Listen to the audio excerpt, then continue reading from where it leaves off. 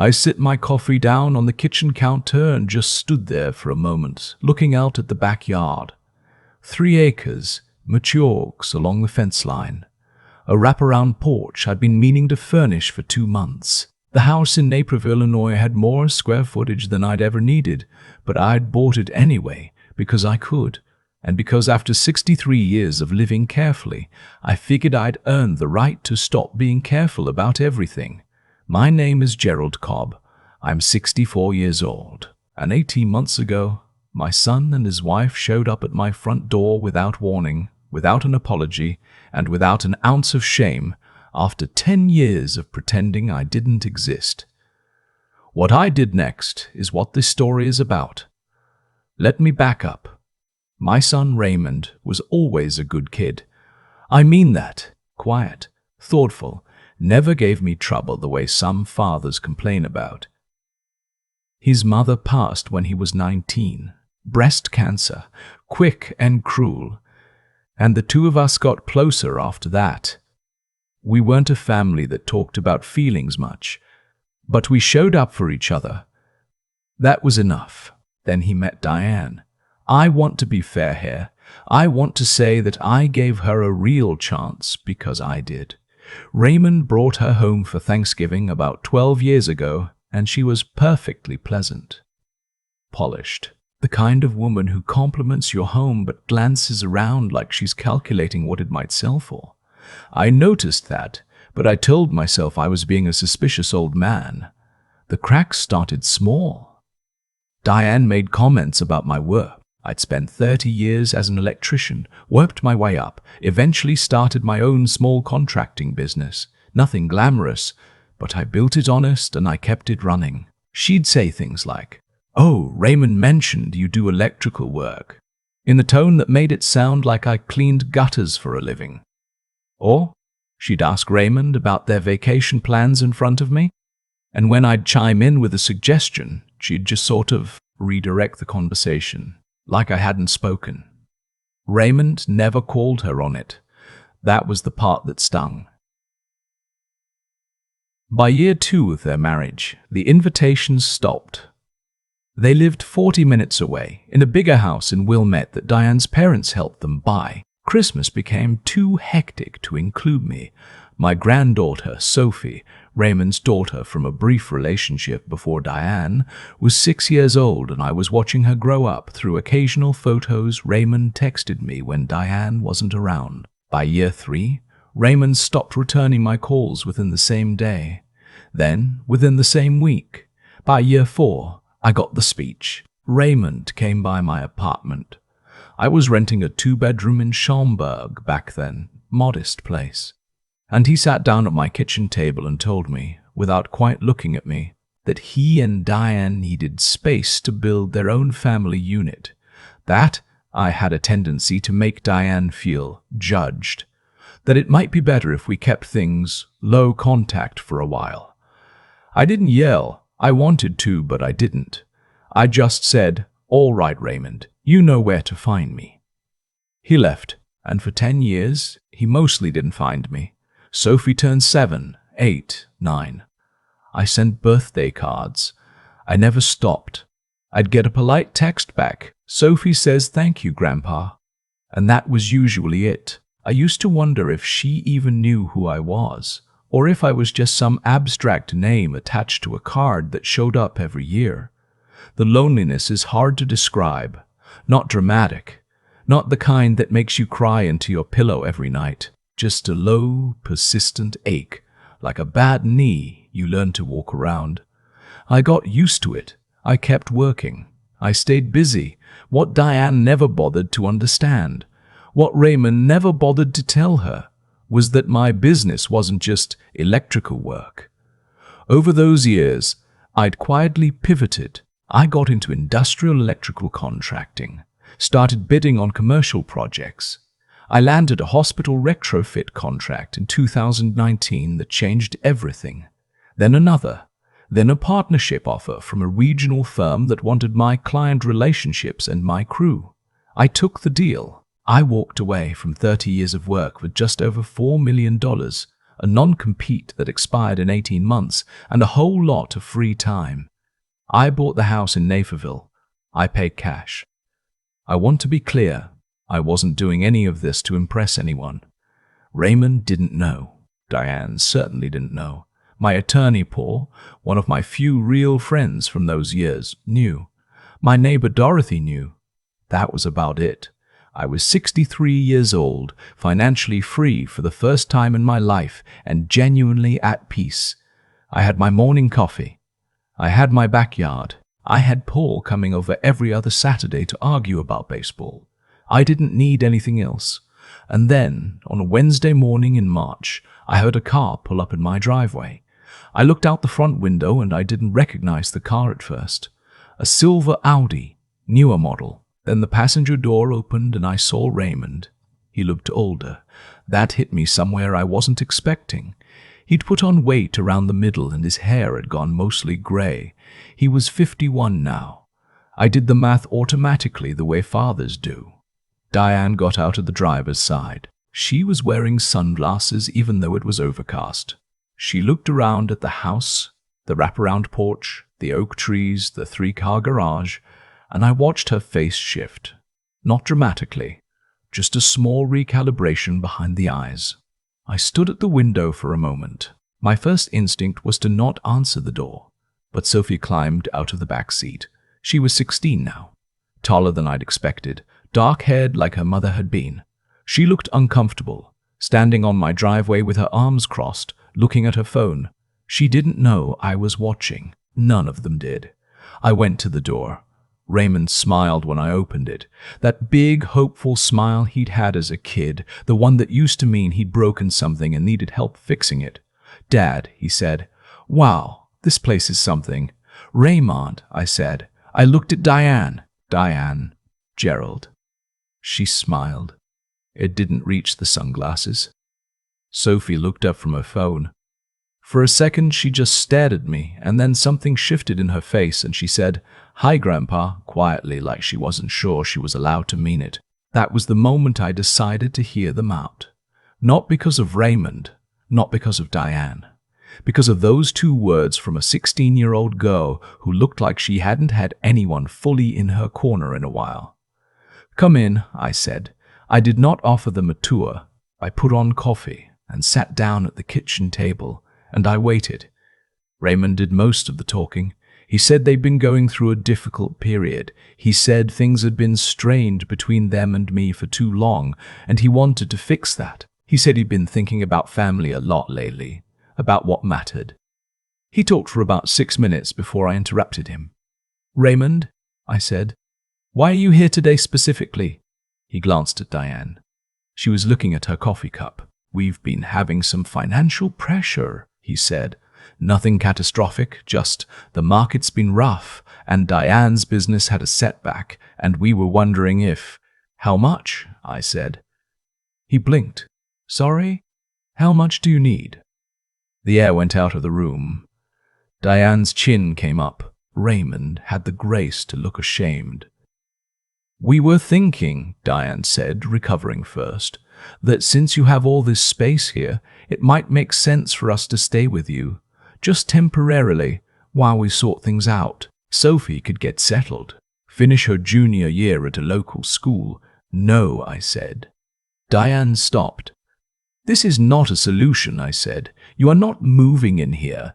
"Dad, let me finish." I said it calmly. The way you say things when you've had 10 years to think about what you'd say. I've had a lot of time to think about what I want to say if this moment ever came. So let me say it. Raymond went very still. "I sent Sophie birthday cards for 10 years, I said. I got text messages in return. I asked to come to her 8th grade graduation. I got a phone call the day before telling me there wasn't enough room. I called you from the hospital when I had a kidney stone 2 winters ago, Raymond, because I didn't know who else to call, and you said you'd call me back and you didn't. Not that day, not the next day." Raymond looked at the table. "I'm not saying this to make you feel bad," I said. I'm saying it because you walked in here today acting like I owe you something, like I should open up a guest room and hand over my peace of mind because you're having a rough year, and I need you to understand that is not how this is going to work." Diane opened her mouth. I looked at her. "I'll get to you," I said. She closed it. "I want to pause here and tell you something about Sophie, because this is really where the story becomes about her. 3 days before that Wednesday, I'd gotten a phone call from a number I didn't recognize. It was a woman named Carol.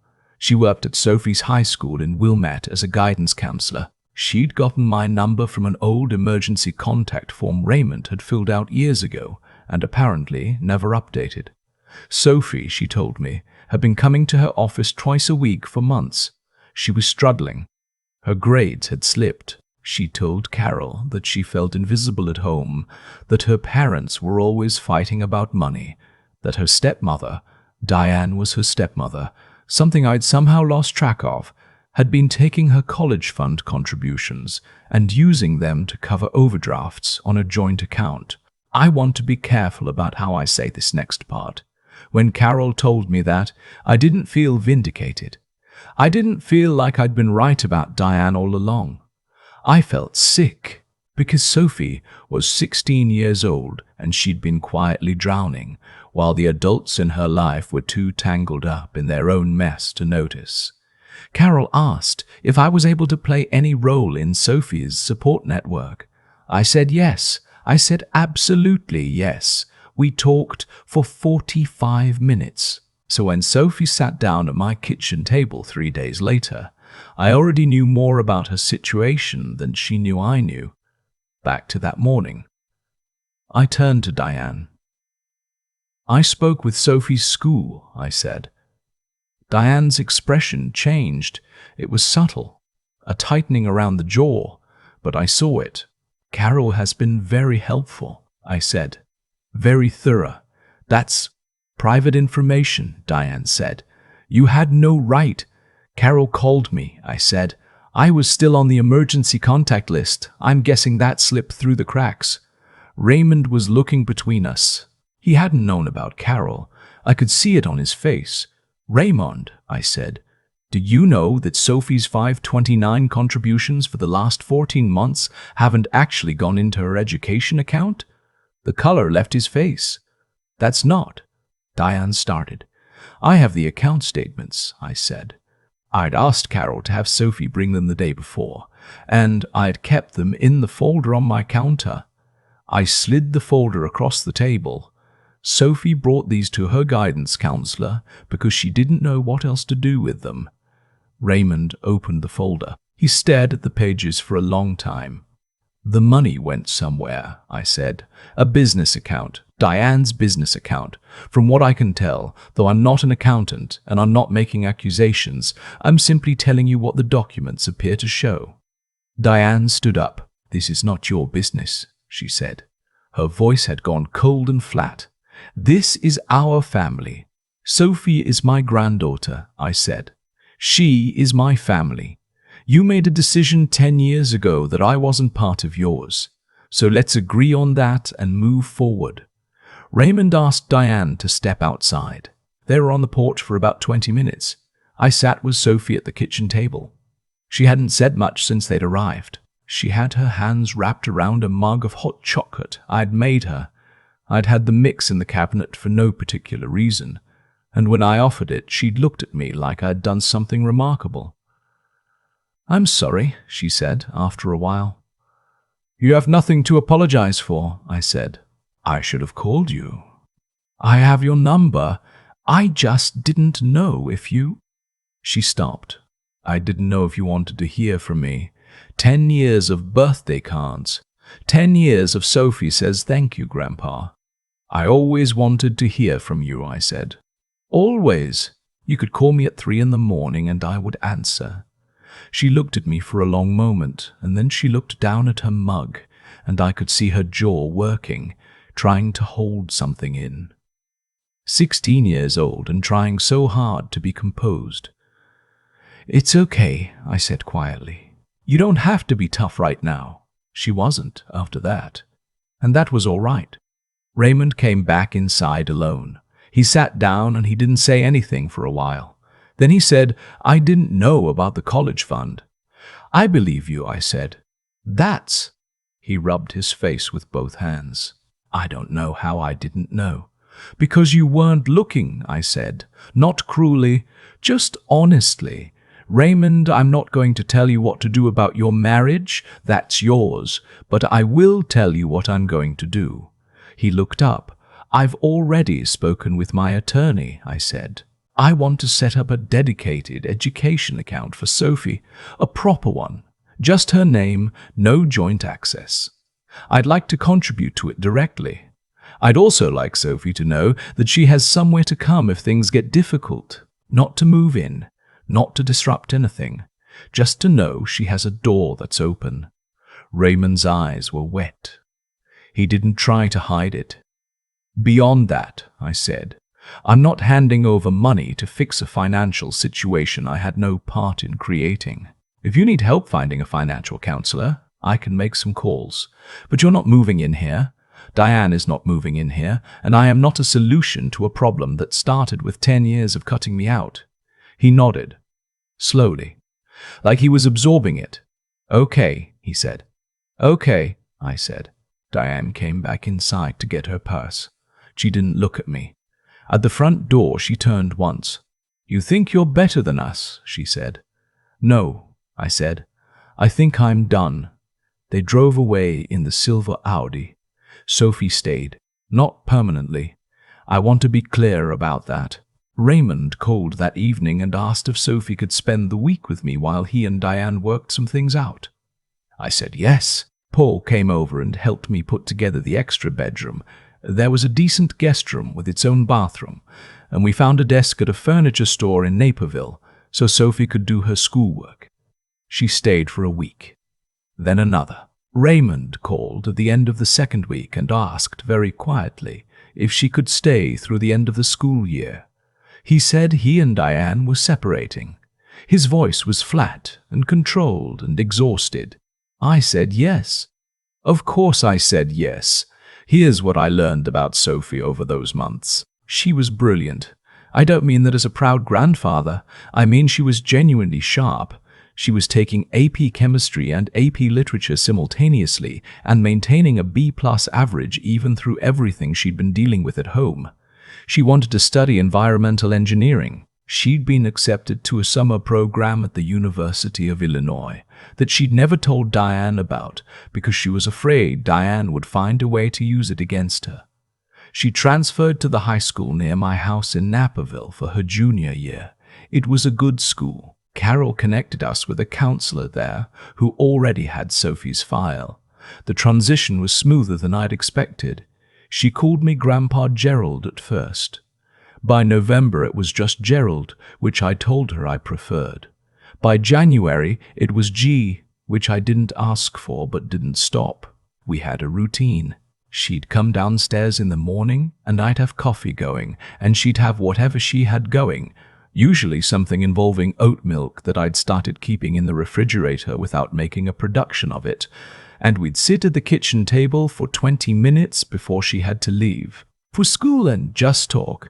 About nothing sometimes, about everything sometimes. She told me about a boy she liked who played in a jazz band. I told her about the worst electrical job I ever took, which involved a flooded basement in December and a homeowner who kept insisting the breaker was probably fine. She laughed a lot once she started letting herself. Raymond came for dinner most Sundays. He and Diane had filed for divorce in September. He was renting an apartment in Evanston and working through things with a therapist. His idea, I was glad to hear. He looked better than he had on that Wednesday in March. Still tired, but a different kind of tired. The kind that comes from actually dealing with things instead of avoiding them. One evening in October, he stayed after Sophie went upstairs, and we sat on the porch with the space heater going, and he said, "I'm sorry, Dad, for all of it." He'd said it before, in bits and pieces. This was different. This was the full version. I said, "I know you are. I don't have a good excuse," he said. "No," I said, "you don't. But you're showing up now. That counts for something. We sat there for a while without talking. The oaks along the fence were bare by then, and there was a scatter of leaves across the yard that I'd been meaning to rake. I told myself I'd do it next weekend. I'd been telling myself that for 3 weeks. She's going to be okay, Raymond said. He meant Sophie. She's going to be more than okay, I said. She's going to be remarkable. He smiled. Not the hopeful cover for something smile from March, a real one. About Diane. I don't have a lot to say about what happened with Diane because, honestly, it stopped being my story to tell at a certain point. What I will say is that the financial irregularities Raymond and his attorney uncovered during the divorce proceedings were significant enough that her CPA got involved, and there were conversations with people I'll describe only as the kind of people you don't want to have conversations with. I don't know the full details. I don't need to. I know that Sophie's college fund was made whole. Raymond's attorney made sure of that, and I added to it directly through the account Paul had helped me set up. By the time Sophie's senior year started, she had more in that account than most kids her age could dream of, and it was protected, and it was hers. She knows that. I told her directly. I wanted her to know it wasn't charity. It was what should have been there all along. Sophie got into the University of Illinois at Urbana-Champaign. Environmental engineering, full program. She also got into Northwestern, closer to home, and spent about 3 weeks genuinely agonizing over the decision, which was a good problem to have, and we both knew it. She chose Illinois. When she told me, she was sitting at the kitchen table in almost the exact same spot she'd been sitting the day she arrived, hands wrapped around a mug, and she said, "I just want to tell you, whatever I do, wherever I go, this was the year that changed everything. You changed everything." I told her she changed everything herself, that I just held the door open. She said, "Gee, stop being modest." I said, "Yes, ma'am. There's a lesson in here somewhere, and I'm suspicious of people who spell it out too neatly, so I'll just say what's true. I spent 10 years being quiet. Not because I was weak, but because I was building. I fixed what I could fix, I let go of what I couldn't, and I made something out of the time I had. When they showed up at my door, I wasn't ready because I'd planned for it. I was ready because I hadn't spent 10 years getting bitter. I'd spent them getting clear. Diane thought she was walking into an old man's house. She was walking into 30 years of work and $4 million of patience and a grandfather who'd been waiting a long time to show up for his granddaughter. She found all three. I still have my morning coffee. I still have the wraparound porch. I finally got around to furnishing it. 2 Adirondack chairs and a small table. Just right for 2 people who have something to say or nothing to say. Paul comes over every other Saturday. Sophie comes home for long weekends and breaks, and sometimes just because she feels like it. And when she pulls into the driveway, I hear it from wherever I am in the house, and I go to the door. The oaks along the fence are doing fine. So am I. I've been thinking about cause and effect a lot lately. Not in a dramatic way. Just the quiet, ordinary way you think about things when you're sitting on a porch you own outright and you've got nowhere to be. What Diane never understood, what I'm not sure Raymond understood until it was almost too late, is that the way you treat someone during their ordinary years is exactly what determines where you stand when their circumstances change. That's not a punishment. That's just how it works. You spend a decade making a person feel invisible. You don't get to show up and expect warmth the moment you need something. The math doesn't work that way. I wasn't a perfect father. I want to be honest about that. I worked long hours. I wasn't always emotionally available in the way I should have been when Raymond was young. There are things I would do differently if I had them back. But I showed up. I tried. And when his mother died, I stayed present even when it hurt.